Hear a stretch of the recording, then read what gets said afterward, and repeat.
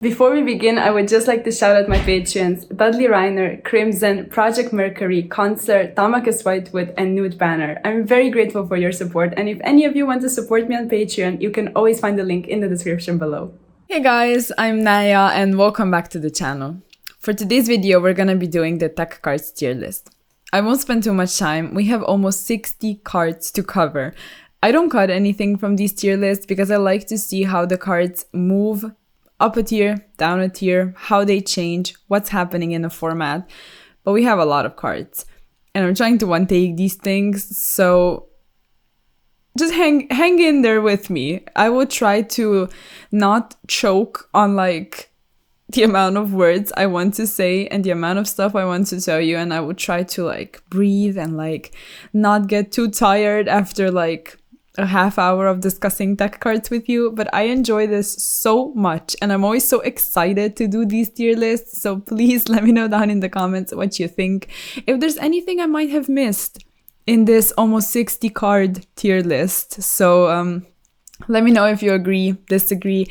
We are moving on to a very interesting format, to say the least. Power of the Elements format is going to be it's nothing I've ever seen before, honestly. The meta is very, very diverse right now, and we are getting two very strong decks. We have decks like Exosister going to be quite good. We have stuff like Mathmech with support, and then we have Tactical Masters dropping at the end of the summer. So there's a lot of stuff coming. This tier list in particular is just an outlook into what's going to be happening in the initial weeks of Power of the Elements format. So yeah, with all of that being said, let's go ahead and get started. The tiers are as per usual, and we have 56 cards. So the first one we are going to be covering is Mistaken Arrest. I think this one should go in the not worth it slot because it's basically a worse draw and it locks you as well, so that even makes it even worse than a worse draw. It's just it's not that useful because a type of card like this or draw is not going to be that great against the top decks, which are going to be Sprite and Tearlament. So that's why I don't think it's worth it. Now for the next one, this one is actually really interesting, and we're starting off strong with the Kurikara Div Incarnate. So I think I'm going to be putting it in decent. My sort of prediction is that as the format progresses, we might move it a tier higher because I think it has interesting implications. If you get rid of one monster, for example, because they are going to be using at least one thing, and then you get rid of one, it's going to be a 3k. So in theory, you beat over a second thing.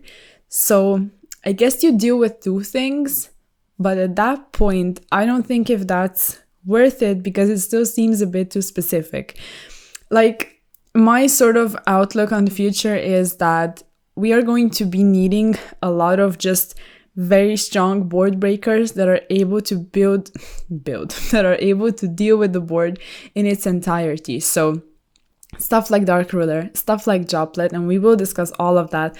So when you have a card like Kurikara, which only deals with a couple things in theory, I don't think that's that strong.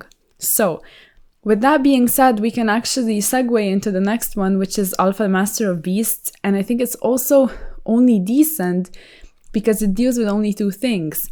And together with it, I also want to address Pankratops because, let me just find it. I think it should go in the good slot. I think it's better than Alpha, but I want to talk about both of them because Sprite plays Dupe Frog. So if they make you attack over Dupe Frog, you're sort of wasting your disruption on something that's very subpar. So you're not victorious in that exchange. So that makes them a bit worse, but I guess those cards are just going to tie into the Sprite builds we'll actually see evolve in the Power of the Elements format. So depending on how Sprite is going to be played, we'll consequently see either the rise in popularity of these two cards or the decline. And when it comes to Pankratops, since we are already mentioning it, it's amazing against Winda because it's a free special and beats over it, so that's really, really nice. And overall, it being a quick effect, I think it makes it way better. So there's that, and then we have anti-magic arrows. So I also want to touch upon a couple other cards when it comes to that. Probably in this tier list we'll do things that way, because I think it makes sense to sort of group everything together and give you my thoughts about those types of cards. So what I'm talking about with anti-magic arrows and then also Night Beam, both of them are a type of surprise factor, you know, that they carry with them.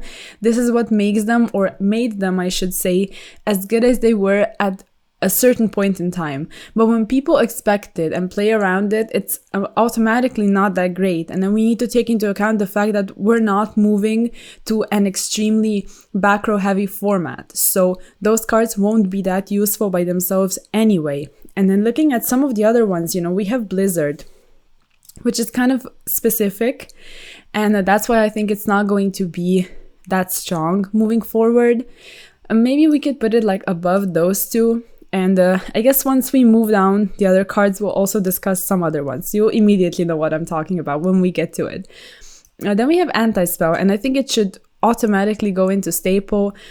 Anti-Spell, firstly, I want to point out that I'm really wondering what's going to happen to it, if anything, on the ban list, because we got to the point in time where it's not fun anymore. Like, it's way too oppressive. And the two things that Anti-Spell prevents so well is not only decks that are heavily reliant on spells, it prevents them from playing, of course, but it also makes it so your opponent cannot completely annihilate your board with going second power cards, because those going second power cards for the most part are spells. So even if you're really hyped up about drawing that Dark Ruler and your opponent flips Anti-Spell, you're going to be sad. So like, Anti-Spell, that's why I think it's that busted. That's why I think it's over the top busted, because it prevents going second cards from even activating, and that's why I think it's going to be a staple moving forward. And since we mentioned Dark Ruler, why don't we discuss it? Because I think it's also going to be a staple. It's one of those cards, like I said, they are overwhelmingly strong. They deal with the entire board. And I think that's going to be important moving forward, because you deal with the Sprite board, Adventure, anything, Tearlament. It's going to be It's going to be applicable against a lot of different matchups. And then we have also Forbidden Droplet, if I can find it. I think it's also going to be a staple, but to me, I kind of dislike it because it makes you get rid of your resources. So if you can't afford that, I don't think it's that great. And like, tie into the fact that it's quite expensive, and then Dark Ruler is starting to seem like a much better option. If you can, however, afford to get rid of cards and actually have them do something in the graveyard, that's really, really strong. And also, why Droplet is sometimes a bit better is because of the aforementioned Anti-Spell. If you're able to chain, then you actually get some kind of value off of your going second card. And then also, if your opponent throws a Winda at you, which Tearlament deck is going to be doing, you're able to interact with it like immediately. Dark Ruler does the same thing, but you're not always going to be holding Dark Ruler and expecting a Winda to get dropped on you. So that's something to take into account. And then the next one is going to be a Pointer of the Red Lotus. So I usually put this one in the not worth it slot, and at this point it's like a meme to me. But right now, I actually want to put it in decent, and my theory behind it is that if you're playing a deck that's really reliant on your board of monsters, like the Sprite deck, and you don't really want to lose to Dark Ruler, a way of preventing losing to Dark Ruler would be something like a Pointer that just gets rid of the card altogether. Now, I guess in theory it makes some kind of sense, but me personally, I'm not a huge fan of those going first, like hardcore power cards, if your deck is designed to go first anyway. Like in the case of a Pointer, I guess it makes sense because it's sort of preventing your opponent from like annihilating you. So I don't know, I think a card like this is going to come down to personal preference. And then the next one is going to be Artemis Slay. To me, that's going to be a staple. I will move it below those two because I think it's going to be sort of experimental when it comes to Artemis Slay, or Ultimate Slayer. I'm sorry, I need to refer to it by its actual name in the TCG. And why I say experimental is because it's going to take up quite a bit of space in your deck. So if you can't really afford those extra deck slots or even like 4 to 5 side deck slots, it's going to be an issue. And you might not want to main deck it because that's sort of a bit too much commitment. So that's why I think the format is going to be that interesting, because we will see different tech cards being played either in main, either in side, and I'm looking forward to that. But actually thinking about Ultimate Slayer, just about the effect, not the actual cost of taking us places in your side deck, the card is busted. It's so strong. And the fact that you're actually going to like get some kind of value off of the cards that you're sending to the graveyard, that's also incredibly strong. So like, if you're able to get your hands on a playset of this, I think that would be an amazing investment, because it is going to be useful moving forward. So the next one is actually also a staple. Looking down here at Call by the Grave, I'm just going to put it at the top of staple. Like, to be very brief about it, as long as Called By is legal, I think it's going to be a staple. The card is amazing, not just being able to prevent hand traps, but also like getting rid of your opponent's resources in the graveyard, especially right now with the tier limit deck. Like, it's so strong. It's stupid at this point. And then we have Forbidden Chalice. Now this one is really interesting to me, and I'm going to be putting it in decent. Like, in theory, it's the cheap version of Droplet. However, Sprite Elf prevents targeting, and that's huge if you're trying to go up against a board like this. But then you need to think about Forbidden Chalice and something like Ghost Mourner, which would be negation effects that you're able to, you know, drop onto your opponent at any given point in time. And that's also very useful if they do like a window play. Like, I keep mentioning the window play, but we need to be ready for it. So if you have something like a Veiler or Impermanence, you have those restrictions because of which you're not going to be like utilizing them to the fullest potential. If they do the window play and you have already like cards on board, Impermanence is not going to do anything, but Chalice will. So I guess in some scenarios it has some niche implications, but I don't know, it is a worse Droplet and it is targeting. So I guess if you don't have Droplet and you just want to like play something that does a similar thing, and you're not that like turned off by the fact that Sprite Elf prevents targeting, and you're just like, okay, I'm just going to negate other things with what's it called, Chalice, then I guess okay. But I still think it's only decent, so you can decide for yourself though. And then we have Change of Heart, and together with that, I would also like to address Mind Control. To me, they're almost the same thing, and due to the fact that they are at 1, they probably won't be seeing play, even though the effect is not bad at all, but that's pretty much everything that needs to be said about it. It's an interesting going second card, and sometimes, well, they are, and sometimes they see play, but it's very rarely, so I guess we'll just see. And then Cosmic Cyclone. So Cosmic Cyclone and Twin Twister, I would just like to put in staple, simply because I think that you always need to have at least one playset ready in your side deck for a back row deck. Any kind of event is a very like random experience. You don't really know what you're going to be playing, and you might run into random matchups, and not just random back row matchups. You have Floodgates, you have Tier Limit trap cards, you have Mystic Mine, Scythe. So Cosmic Cyclone is amazing against Scythe.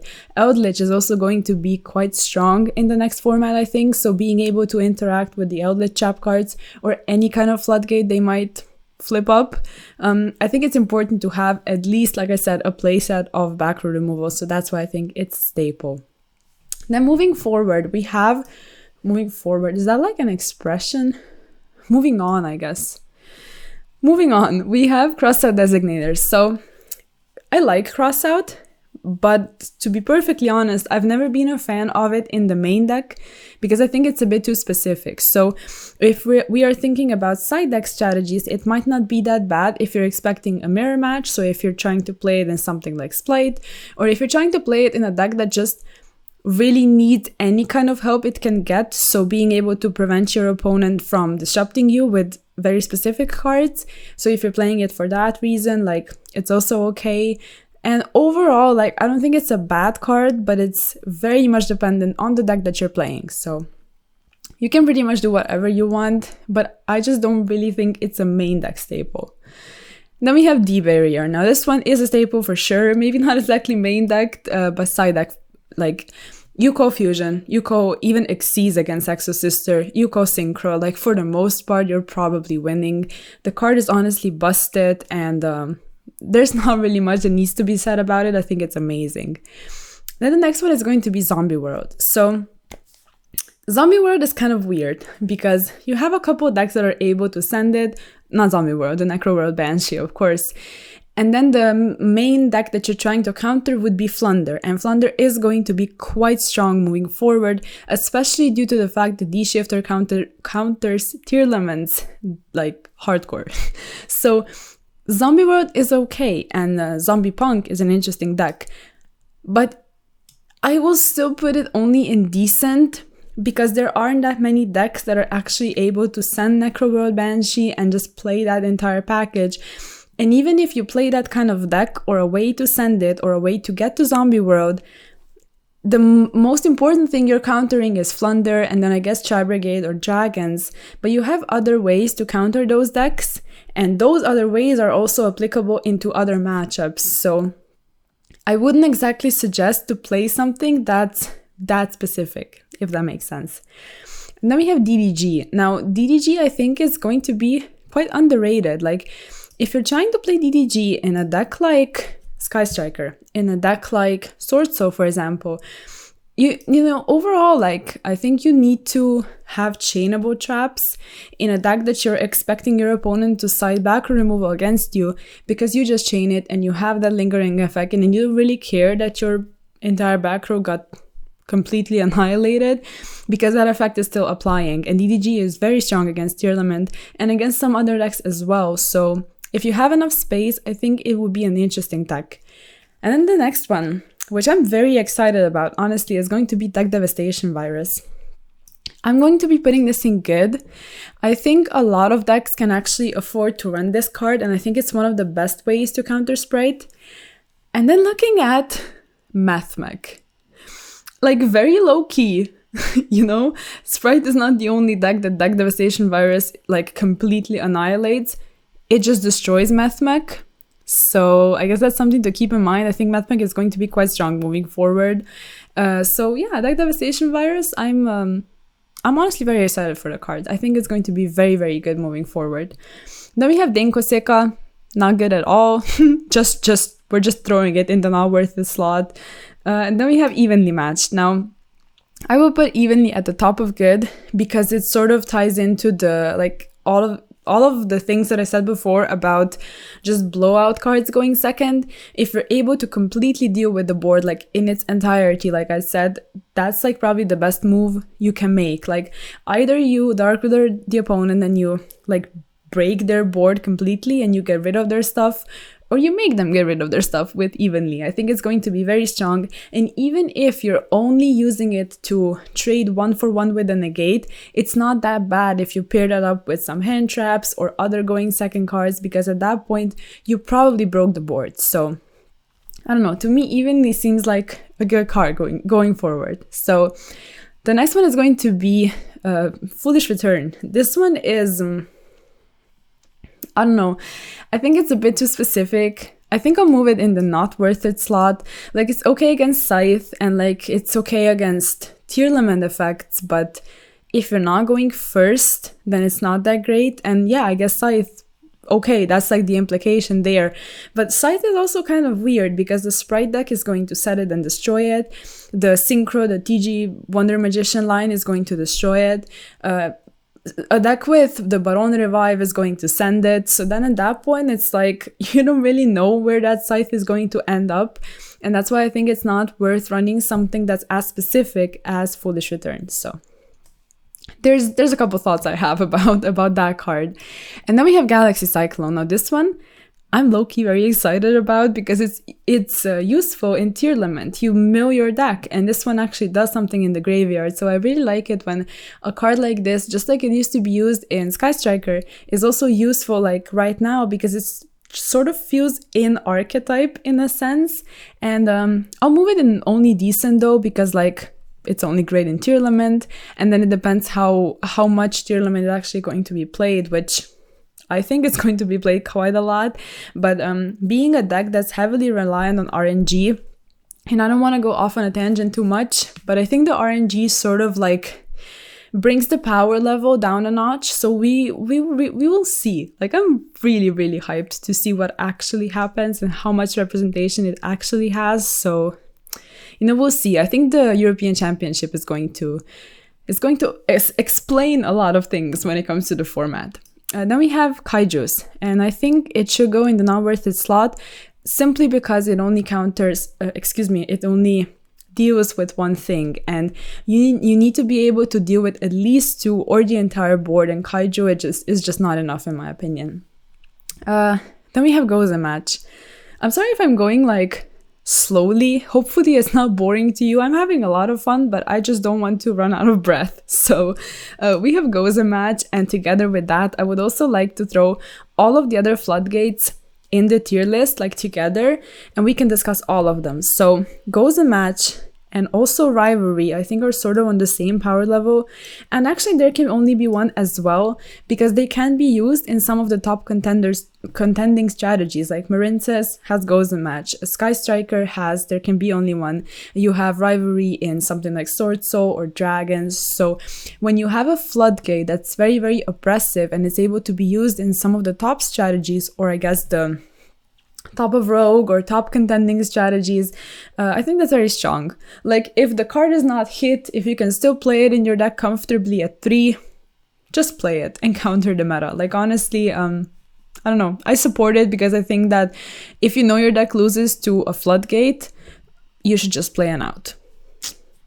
That's just my opinion. So those are in the good slot. And then we have Harpy's Feather Duster. So I think this one should go a bit lower in the good slot because it hard loses to Anti-Spell Fragrance. So I think you should be playing Chainable Back Row Removal because Anti-Spell is that popular right now. Even though Harpies is really, really nice, you know, the trade-off with Anti-Spell is not that great. So there's that. And then we have IDP.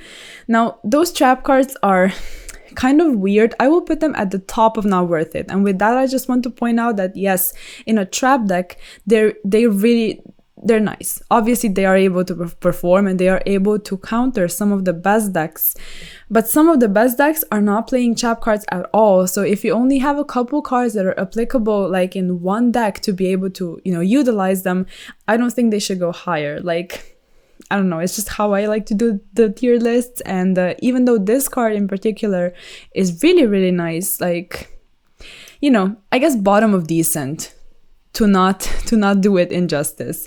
And then we have Solemn Judgment. This one I will put a bit higher because I want to point out the fact that, I mean, at this point, all of us probably know already, but Sprite like struggles if you deal with their normal summon and actually remove it. So if they don't have any kind of extender in the form of a Spice Starter, and then you have Emergency Teleport and stuff like that, if they don't have that, they're just passing. Like, that's just it. And maybe Solemn Judgment is like a bit too specific. Okay, I'm citing 3 Solemn Judgment because I want to prevent Sprite from normal summoning. But I guess in theory, if you're maining some kind of heavy going second card like Dark Ruler, and then you play Solemn Judgment in your side deck to be able to swap out, I guess that's fine. Sorry, my phone is like, I don't even know why I have it on like on here, but it's shining into my face when people are talking in Discord. So I'll just move it away. So yeah. If you want to side in like a going first card to take a going second card out, I guess that makes sense. I don't like hard going first cards, like I always say, but yeah, it's just personal preference at the end of the day. And then we have Lava Golem and also Sphere Mo. So these two, I'm a huge fan of. I think they're going to be amazing, but the sad part is that they're only applicable in like an Eldritch strategy. So if you really don't care about your normal summon, most of the decks do. Like, at the top of my head, I don't know if I can say like anything else other than Eldritch. I would need to think for a second. Right now, we don't really have time. I don't want to keep you, and I just want to go on with the tier list. Yeah, but to be brief about it, if you don't care about the normal summon, both of these cards are going to be amazing moving forward because they do counter the best strategies or deal with them. They just break the board easily. Now we have Lightning Storm. So this one, similarly to Evenly, I think it's going to be an important board-breaking card, but it's not like you're going to be going for the monsters most of the time. What really makes Lightning Storm that great, I think, is the fact that you can decide. So whatever you're up against, then you can on spot decide between back row or monsters. And that's why I think that's really, really strong, because it's also able to deal with Sword Soul, and you can decide, Flunder, and you can decide. And both of these decks, I think, are still going to be represented. So it loses to Anti-Spell, but a lot of things lose to Anti-Spell, so I guess that's just something to keep in mind. And then we have Magical Spring. This one is going in the not worth it. It used to be here for, to draw, but to be able to prevent Scythe from being destroyed. But like I said, sometimes they're setting it and destroying it, sometimes they're sending it. At that point, you might just play Cosmic Cyclone and be able to deal with it that way, or deal with some kind of other back row. But yeah, Magical Spring feels a bit too specific, to me at least. And then we have the dreaded Mystic Mine. So let me just cozy up a bit, because we've been going for some time. So Mystic Mine, I think, is not going to be that great moving forward. In theory, it's cool against Tearlament, but all of the other decks are, I just glitched, are either able to play around it or negate it or just remove it. So you have a Spite Smashers, Sword Soul doesn't really care about it, Adventure Stuff bounces it anyway, so like you're able to deal with it, and some decks are even able to play it. So I think I will put it like somewhere in decent, maybe next to Lava Golem and Sphere Mode, because all of these cards are sort of applicable only in a certain type of deck that's able to run it. So I guess they should go together, but I don't think it's going to be that great. I don't know, we'll just see. And then we have Red Reboot. So I think I'll put this one like somewhere near the top. I guess over here is fine. Like, Red Reboot is nice and all, but like not every single deck can run it. And against something like Splight, you're not really going to be signing it in. Against Tearlament, maybe. Like, it's okay, but it's only a one-off. It's incredibly strong, but still, you might run out of space and not even play it in your side deck. I guess it's just personal preference at that point, but the card is really, really strong. So to each their own, you know, if you have space, of course, just run Red Reboot, because it is going to nuke at least one back row deck. And then we have Raigeki. I don't think this one is worth it. It's just the worst Lightning Storm. And even like with Lightning Storm, I had to come up with the argument of like, you know, you can either pop Spell Trap or monsters. And if you can pop Spell Trap, but Raigeki, of course, it's not able to do that. It just makes it not worth it immediately to me, in my opinion. So yeah, Artifact Sanctum. I might actually move this to decent. Like, it's just one of the trap cards. I'm not a huge fan of that. If you're playing Scythe anyway, at that point you're probably going like to get to it through some kind of combo, and then Artifact Sanctum, if you're siding it together with Scythe, eats up 4 of your side deck slots, which to me feels a bit too much. And it is unsearchable, so like, I don't know, like if you're playing Scythe, then just play it and just get to it through the combo and just don't even touch Sanctum and just play a better card in your side deck.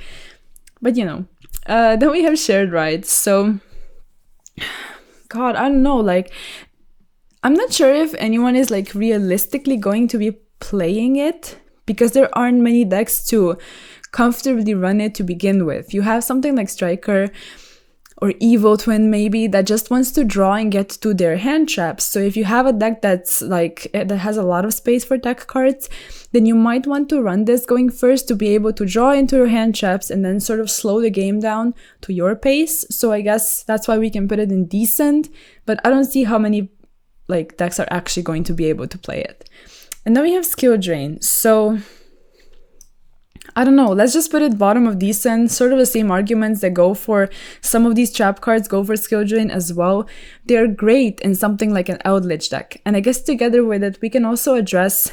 Oh, it's the next one. Okay. We can address Solemn Strike. So Solemn Strike is not exactly Judgment or Warning when it comes to the Sprite deck, but if they are going for a normal summon, it actually activates on summon. So if they go like Summon Diva effect, and you strike it, you did get rid of their normal summons, so they don't have monsters on board, they won't be able to special summon. But I don't know, like, you're not going to be playing Strike in anything other than a heavily trap deck, like a trap reliant deck, so only decent, bottom of decent. The next one is going to be Stygian Dirge. So all of these ones, I guess we could talk about all of them together. I thought about them a lot, like just overall, because they're so specific, and I did the Splite Counters video, so I don't know. Let's just throw all of them in, and then we can actually arrange them. So I think that's pretty much it. Yeah. Okay, so I still think Deck Devastation Virus is the best one to counter. Hold on, let's just put it a bit higher. To counter Sprite, it's also able to counter Mathmech, like I said, and you're going to be able to like get to it. Like you're going to be able to set up for it, and if you get rid of your opponent's monsters, I think this is like best case scenario, because at that point you are probably winning. But then you have something like Stygian Dirge, so everything is level 1 now, which, you know, I guess it's fine, but against something like Sprite deck, which you're going to be setting that against Sprite, they can just go into Nightmare Phoenix. They probably play Nightmare Phoenix, and if you're only reducing the levels but you're not preventing any kind of summon, then they can just get rid of it. So you would need to back it up with something else. And then you have the Ban Plate on, and basically that just makes it so you can't even summon. So that's why I think it's a bit better. So right now we're only arranging them like amongst themselves, and then we can actually place them somewhere. So I guess that's why it should go above Stygian Dirge. But then we have Mischief of the Gnomes, which essentially, just like Deck Devastation Virus, sort of prevents it at that point in time. So if you're able to seal off the game immediately, I think that's kind of cool. So you should use it preemptively though, so that makes it a bit worse. So how I think we should arrange them is the Ban Plate on, and then the Mischief, and then the Stygian Dirge. But now we need to actually decide where to place it. So I guess we could squeeze it somewhere up here. So in theory, you lost the game, so you're going first. If your deck is meant to go first anyway, you should probably be winning regardless. So then you put these cards in, which in theory should be able to counter the opposing strategy. But then what can happen is you can just break on those cards, then you maybe sit on them for like a turn, then they get rid of it, and they kill you anyway. So I don't know, me personally, not a huge fan of that, but I guess there are a couple implications, so you can decide for yourself if you want to run any of these. You know, I don't know. We'll just see what happens. We'll see if people actually like pick up on those things and like include them in their decks. Then we have Summon Limit. It's not bad, but just goes down here with all of the trap deck reliant cards. Like, you know, I'm not sure if this phrase made sense, but you know what I'm talking about. Then we have Super Poly. So I think this one should go quite high. Let's put it below Red Reboot. With the new Garura fusion, like effectively Super Poly became almost generic. So it's not only limited to a specific deck that's like running Super Poly anyway, so then they can have like a target to counter a specific deck. But right now with this, with Mud Dragon and with the dark targets, and then like the Salamangre targets, if you need them, you're able to cover almost every single matchup. So I don't know, I think Super Poly is going to be quite nice. And then we have Triple Tactics Talent. Now, I'm a huge fan of this card. I will actually put it like almost at the top of good. Number one, your opponent is going to be using some kind of monster effects, especially in a meta like this, where they're going to be playing a lot of hand traps if they decide to go for sort of the hand trap route. So you will be able to either look at their hand, get a draw, and sort of supplement resources in your hand. Going second, naturally they're going to be activating cards, so it's a strong going second card anyway. And that's it if you're maining it. Like if you're siding it, going first, I'm not sure if you're going to be putting it in, but you can decide for yourself. If you're only putting it going second, I think that's really, really strong. So I don't know. I'm a fan of talents. Of course, it can't be used in every single strategy, but I still think it's very, very useful. And then Torrential, together with the other trap cards, they're all okay, but only in like Eldritch. Hold on, I need to scroll down a bit. So, okay, then we have Grave of the Super Ancient Organism. Now this one, naturally in the heavy Despia meta, it was amazing. But right now, when we're getting into like the links when it comes to Sprite, and then the ranks, and like, I don't know, it's kind of weird. Against Tearlament, yeah, they have big fusions and the adventure stuff is still a thing, but I don't think someone is actually like realistically going to be playing this card. So like, I guess somewhere down here would probably be fine. And then we have Eradicator Epidemic Virus. So I like this card a lot, but I think it's a tiny bit too specific. So when it used to be played to like completely annihilate Sky Striker, it made sense. But right now, I'm not sure if there is a deck that's as heavily spell reliant that you should use this to counter it. But if you're trying to like just completely prevent your opponent from using going second board breaker on you in the form of a spell card or trap card, then sure. But I don't know, like, to me it's sort of like a pointer where it's specific to the point that if you commit and you're like really bold and you just want to play that, then sure, but I don't know. You need to decide. And then we have Book of Eclipse. So this one I think is a very underrated card. You can prevent your Tearlament opponents' trap cards from activating because they need to have the monsters on the field. So if you flip them face up, oh, they need to be face up on the field. If you flip them face down, I wanted to say, you just deal with it immediately. So you start your turn, you go Book of Eclipse, and then you can just like slowly destruct their board. Like, that's not a word. You can slowly destroy their board. I'm so sorry. This video seems like so weird to me, but I'm enjoying it a lot. So hopefully you are as well. So yeah, Book of Eclipse I think is a very strong card. I'm considering testing it, and I'll put it somewhere like probably quite at the top of decent, because in theory, you know, you are sort of dealing with a board breaker of sorts because you are flipping down every single thing except a link. So even against something like Sprite, yeah, they are probably negating with Toad, and then they can do it again with Sprite Elf. So it's not that great. So then you're just trading with a negate, but it's not that bad if you pair that up with maybe you hand trap them, or you have another going second card, or a deck that's able to go second like Sword Soul or stuff like that. I don't know. I think it's, maybe I'm very biased, but I'm a fan of it. And then we have Magical Deflector. Like, we're not ending on a high note. This one to me just seems not really worth it. Being a trap is like immediately too slow. So I don't know, let's just slap it somewhere down here and be done with it. But yeah, I guess let's just scroll up a bit, get everything in. And that's going to be it. We got through 56 cards. And I must say I'm quite satisfied. Now, I'm not going to be changing anything. I think it's fine. And I did it at the, like off the top of my head. So changing it now would sort of defeat the purpose. If you enjoyed, like if you're still here, I'm very grateful for you. Please let me know, like if you enjoyed, if you agree, disagree, all of that. And of course, like the video. If you liked it, I had a lot of fun. And sub to the channel, of course, check out all the social media, and I'll see you in the next one. Peace.